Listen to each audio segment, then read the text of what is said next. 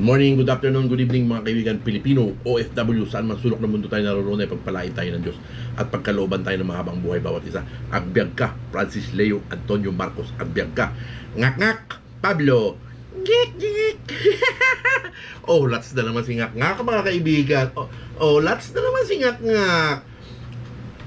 Isang senador na boksingero may utang sa isa sa mga kumpanyang kinaaniban ni Francis Leo Antonio Marcos. May utang ang isang Manny Pacquiao ng 1,700,000,000 pesos mga kaibigan. Kumpirmado ito mga kaibigan, di ba? Sa tamang panahon mga kaibigan, itlalabas ang ganyang mga dokumento mga kaibigan. Pero ngayon, pananalita lang muna mga kaibigan, kasi magagamit yung mga kaibigan pagdating ng tamang araw mga kaibigan. Tapos minaliit daw ni Pacquiao ang isang Sara Duterte at ang isang Pacquiao. Kumbaga, kung ang itatapat mo nga naman sa isang Francis Leo Antonio Marcos ay isang Sara Duterte at mga trapong politiko, yung mga politikong trapo, di ba? Is wala talaga mga kaibigan pantapat sa isang Francis Leo Antonio Marcos. Kumbaga, yung actions ng isang Francis Leo Antonio Marcos speaks for itself kung sino ang isang Francis Leo Antonio Marcos mga kaibigan, di ba? Tapos meron pa nito mga kaibigan, no? Meron na naman pinakitang ID mga kaibigan, no? Inay at Itay may susoplakin sa mga ganito ganyan, ID mga kaibigan, no? Nestor Victory Quality Control Services mga kaibigan, yung ID sa sa Chiyoda company mga kaibigan. Yung suot-suot mga kaibigan, parang sa tingin ko lang mga kaibigan, parang yung yung driver ng yung Victory Liner ba yung mga kaibigan, parang ganoon lang yung suot mga kaibigan di ba? Hindi dapat ID ang pinakikita mga kaibigan, kung hindi yung yung titulo mga kaibigan, yung titulo mga kaibigan ng trabaho, di ba? Ano ba yung ID na ganyan mga kaibigan? Yung ID ko, kapag pinakita ko yung ID ko wala namang titulo na nakalagay dun mga kaibigan Pero yung mga kapwa ko na may mga ID ganoon, may mga talagang mga inhenyero, may mga aerospace engineer mga kaibigan yung mga kasama ko, di ba? Wala yang ngaw-ngaw lang yung ID na yan mga kaibigan. Dapat pinakikita yan yung yung certificate of yung bachelor degree mga kaibigan. Yun ang dapat ang pinakikita mga kaibigan, hindi yung mga ID lang ganyan. Kung nag-OFW ka, syempre may ID ka mga kaibigan, di ba? Ano pa ba yung mga sikat at bigatin na abogado, di ba? Ito yung mga kaibigan, kung ano-ano pinalalabas ito ni Ngak-Ngak Pablo mga kaibigan, yung puro kaahasan mga kaibigan. Kitang-kita talaga natin mga kaibigan kung gaano kaahas ang isang Ngak-Ngak Pablo mga kaibigan, di ba? Makmak demonyo, di ba? Ganun nga talaga mga kaibigan. Ito yung itsura ng pagbumukha mga kaibigan, yung pabigo-bigoti pa dito mga kaibigan, yung mga mukha ng mga ahas, di ba? Traidor mga kaibigan, hindi talaga pwedeng pagkatiwalaan Bagsak ang ekonomiya ngayon ni Ngak-Ngak Pablo. Iniwan siya ng mga supporter ni Apo Lakay. Siyempre, ahasin mo pa naman, paano hindi ka iiwanan, di ba? Kasi eng-eng ka, di ba? At least talagang salamat na lumabas na yung tunay na kulay mo. Naku, yari ka ngayon na Pacquiao. May kalalagyan ka sa 2022 sa amin pag nagkataon. Kung ikaw ang nasa likod nitong mga hudas na to, yari ka sa amin. Tingnan natin mga kaibigan kung ano ba itong mga kasi may nakita ko dito mga kaibigan nabanggit itong Zamora Empoblador Law Offices mga kaibigan. Tapos isa pang Estelito Mendoza mga kaibigan, yung kapartner ngayon ni Atty. Carochi Bistido at saka ni Atty. Abraham Espejo mga kaibigan.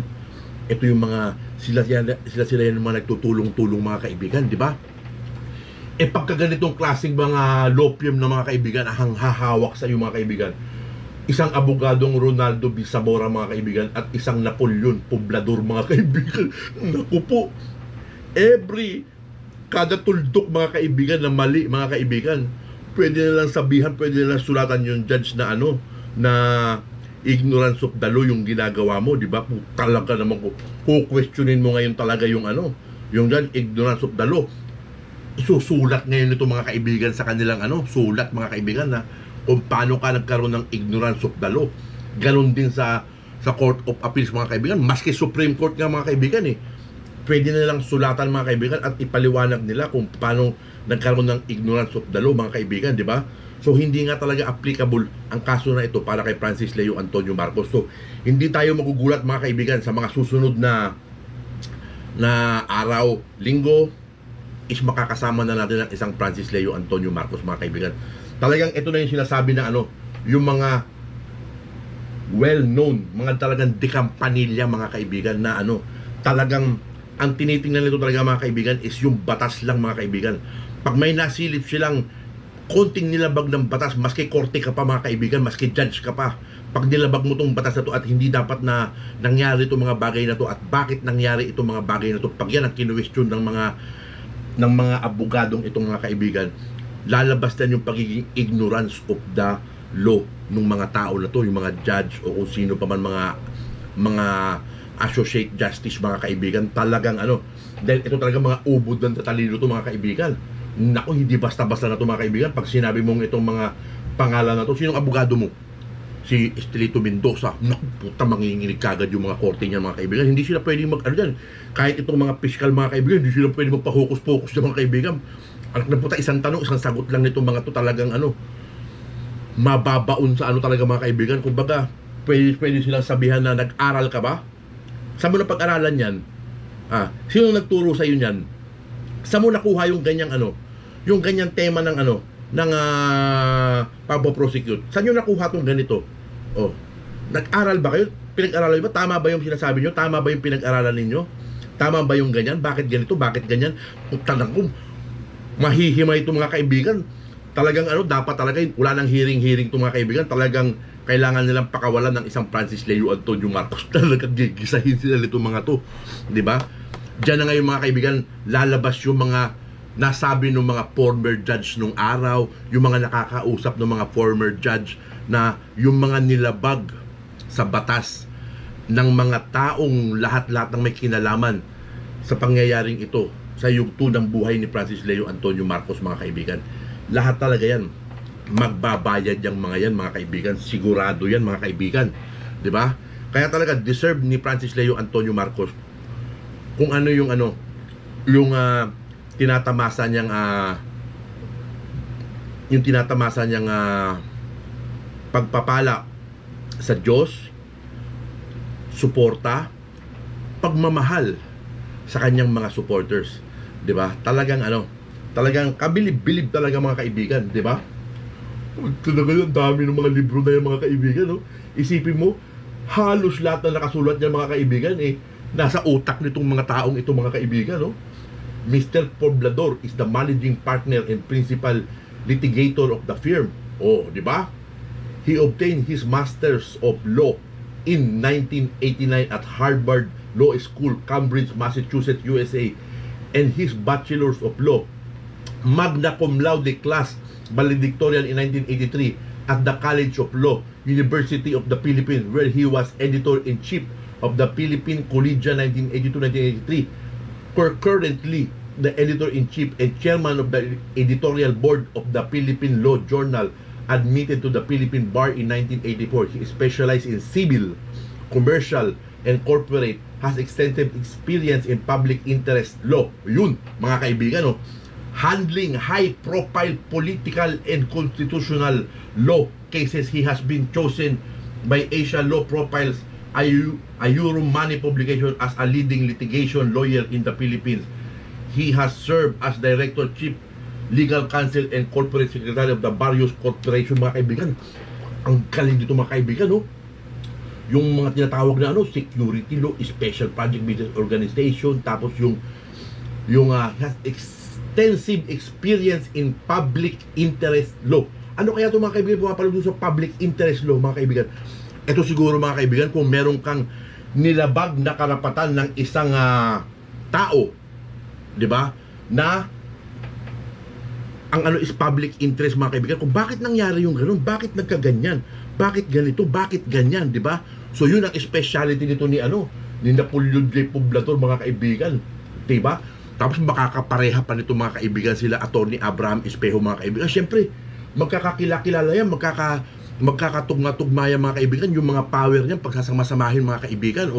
So hindi imposible balang araw maging makatandem din ni Atty. Espejo to, mga kaibigan, sa ibang mga high profile cases, mga kaibigan, di ba?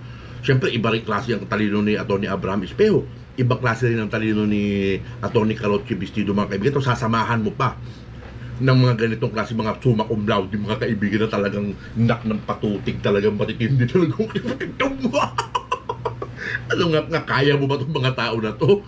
Ha? Ikaw, Lawlaw, itatabi mo rito yung yung pinagmamalaki mo Atty. Chow Chow, itatabi mo sa mga ganitong klase ng di kampanilya. Yan tinatawag ng kami, yung tinatawag ng araw ng mga abogado, di kampanilya, mga kaibigan. Talagang straight yan, batas sa batas ang pag-uusapan dyan, mga kaibigan.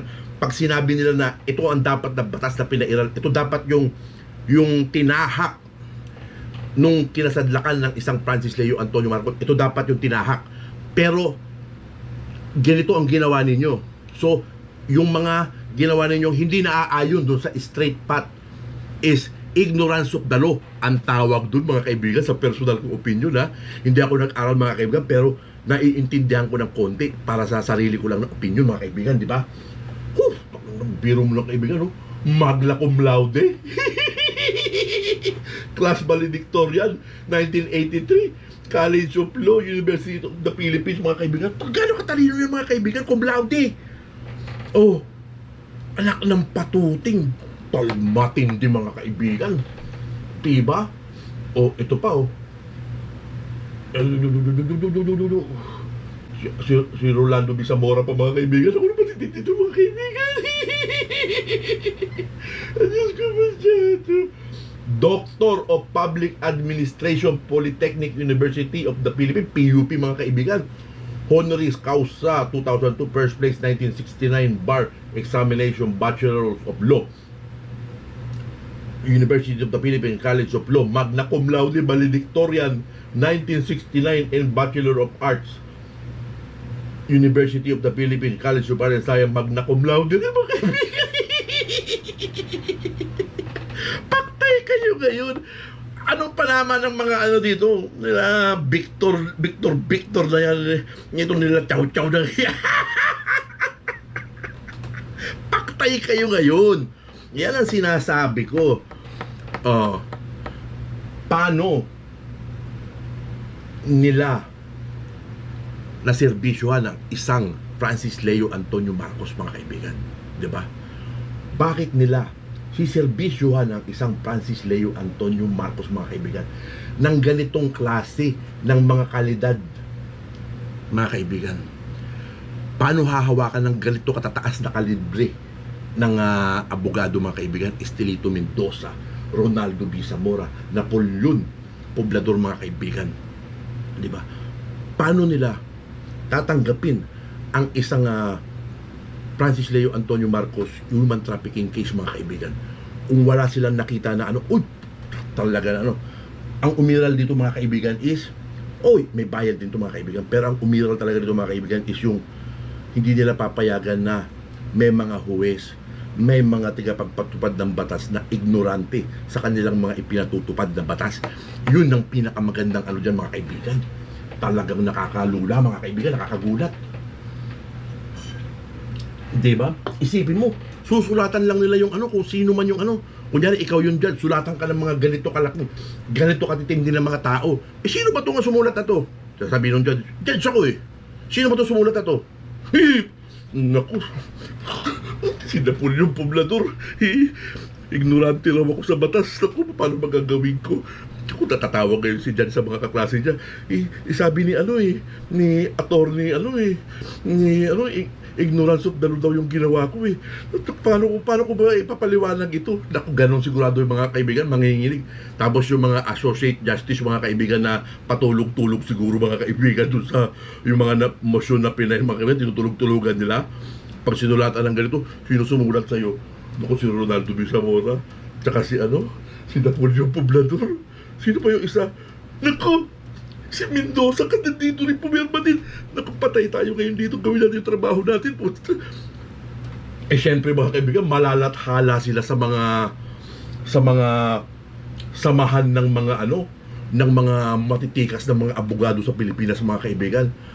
Ipapakita doon, kayang-kaya silang balatan ng buhay doon. No? Itong tao na to, itong judge na to, o itong ano na to, isa naging judge na lahat, ignorante pa rin sa batas na pinatutupad niya. O, di ba? Ganun yung mga kaibigan. Yung pag-ano, yung pagbabasa ko dyan, mga kaibigan. Di ba? Talagang may kalalagyan itong mga to, lalo na pag pag mag-counter affidavit, kaya mag-counter charge, mga kaibigan, ng ano, itong mga abogado na itong mga kaibigan laban dyan sa mga yan, para sa danyos perwisyo na idinulot nila dun sa tao, mga kaibigan. Yung pag naningil ng danyos perwisyo, mga kaibigan, naku po, mamumulubi ito lahat, mga ito, tatanggal sa serbisyo, mamumulubi. Siyempre, ignorance of the law excuses no one. Di ba? Yun nga yung kasabihan, mga kaibigan. So, patay sila talaga. Naku po, naku po, naku po, naku po. Matitinis mo ka. Paano nila gigibain ngayon ito, mga kaibigan? Naku, naku, naku, naku. Paano nila gigibain ngayon, mga kaibigan, itong mga di kampanilya na itong mga kaibigan? Ako nanginginig na sigurado, mga kaibigan. Tapos, syempre, yung mga complaint sheet na na pinail ni Atty.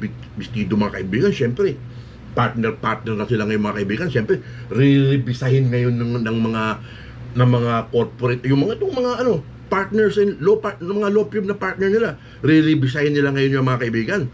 Aayusin pa ngayon na mas maigi pa, mga kaibigan, no?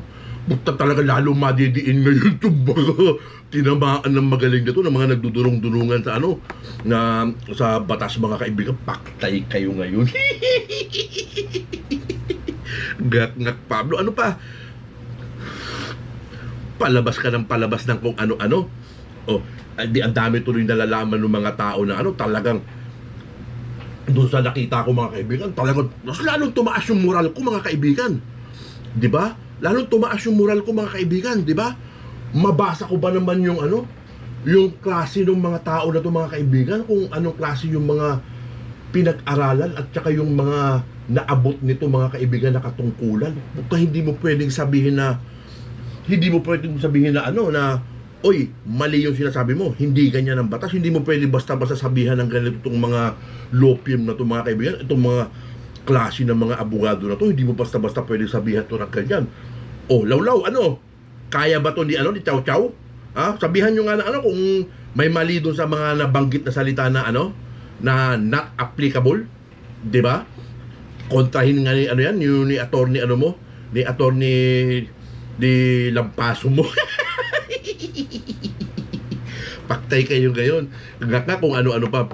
Sige pa, ipalabas mo pa kung ano yung mga gusto mong ipalabas. Yung mga kaahasan mo, lalo mong ipamukha sa amin. Para maubos na lahat yung mga ninyo. Di ba? Tingnan natin ngayon, mga kaibigan, ha? Tanang titindi nito, mga kaibigan.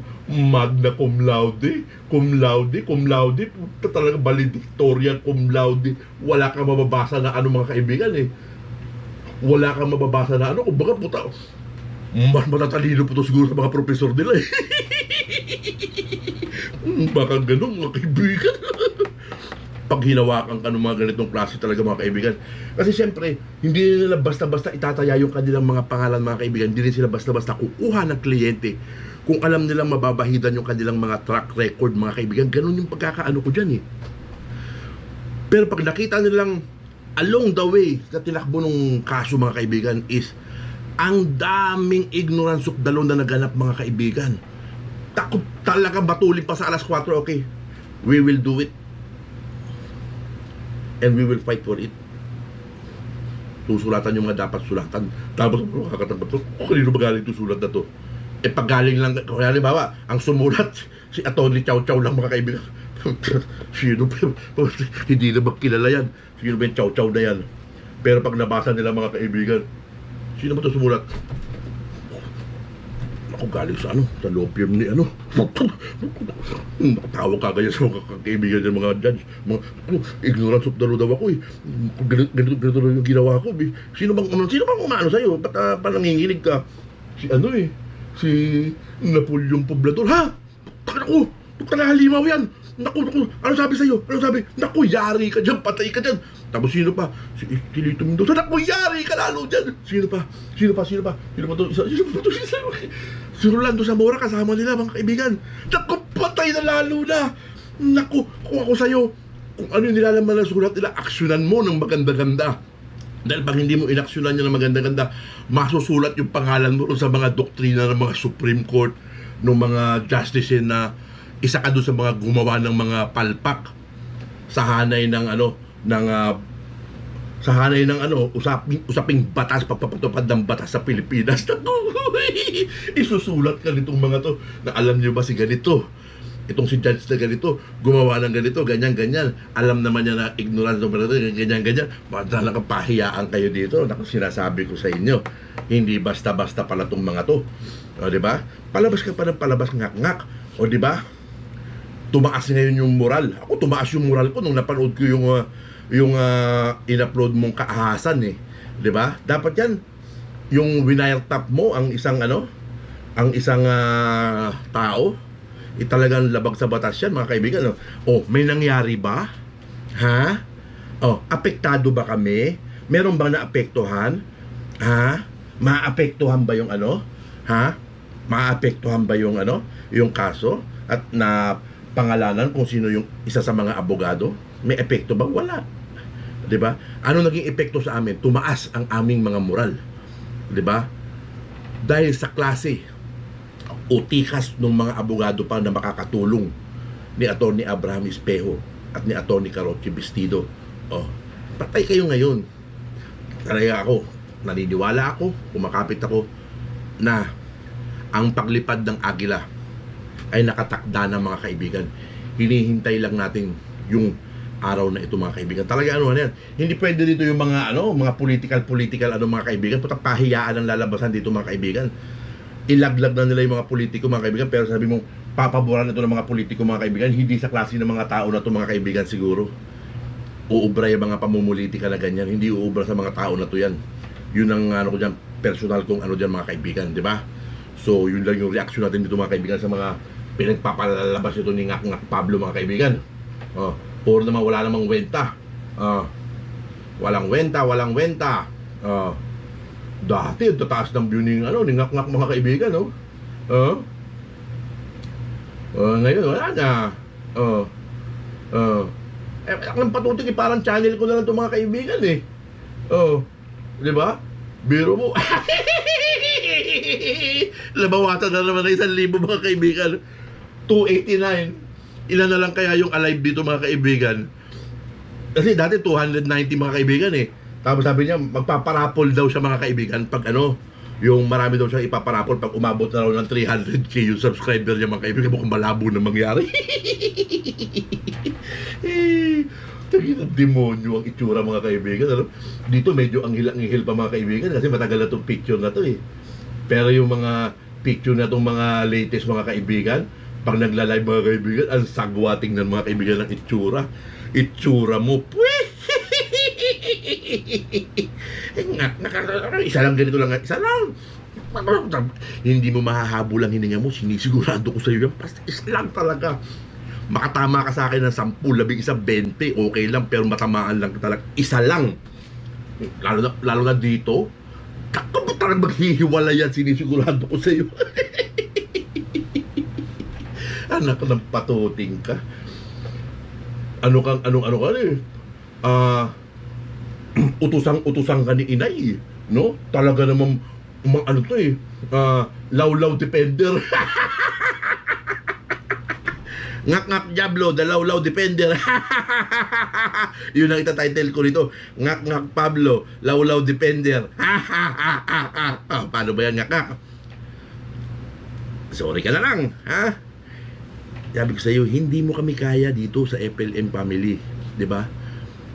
Yung mga kasama mo, huwag kang pasisiguro dyan sa mga kasama mong ahas, di ba? Dahil isa rin dyan, aahasin din kayo.